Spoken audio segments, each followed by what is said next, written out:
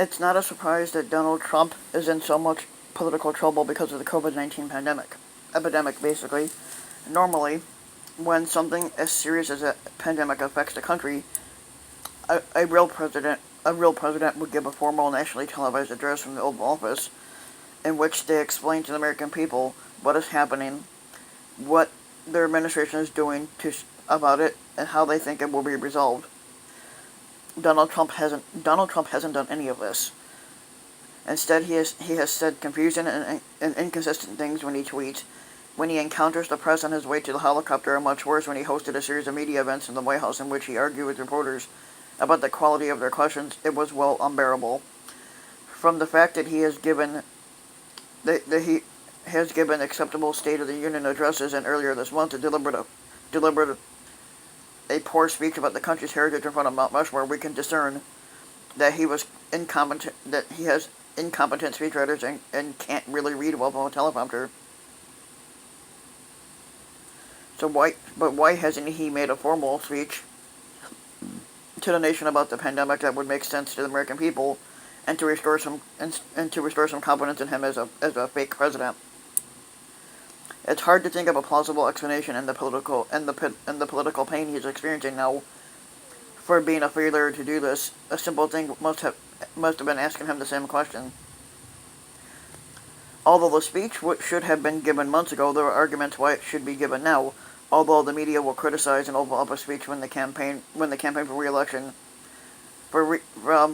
has started speaking to the American people at this point in the development of the pandemic. But when the polls show that they are still frightened about the coronavirus and irresolute about what to do in the future, it would be hard for the media to ignore this. There is much to say that should give hope for the future. There are strong indications that the nation is approaching what is called a herd immunity. Enough cases or other sources of immunity that the virus is finding it difficult to spread. That's the best way to explain why New York and Italy, which were both ravaged by the virus, now have cases and death rates approaching zero. The medical community has a firmer grasp on the data, but the Centers for Disease Control settling on a death rate from the infection of a 0.03%. Recent outbreaks in Florida, Texas, Arizona, and California are understandable as part of the same process, and temporary bursts that will eventually follow the same course, but much faster. The media, of course, focuses on the so-called hotspots, ignoring the strong national downward trend in deaths that the fake president should show with diffuse info charts. Such a speech would substantially aid to his effort to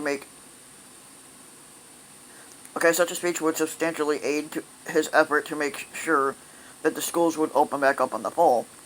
In addition, judging from media reports, great progress has been made in therapeutics and vaccines. The fake president's pressure on the science and medical professions for a warp speed in the development of therapeutics and vaccines has been really unsuccessful. We were first told that the vaccines would not be available until early 2021, but at least two now appear to be going under the final trial. The fake president can take some credit for this, and it is probably unknown to most of the American people. Using this and other evidence, the fake president can point out that there's still an end to this ordeal, and that the death rate in the United States is still among the lowest in the Western world, and that when the disease has run its natural course, life in the United States will return to normal. Not really.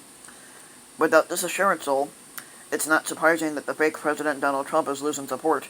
The polls show that large majorities of the American people, even if they are returning to work and to a measure of their earlier lives, are still fearful of contacting this virus.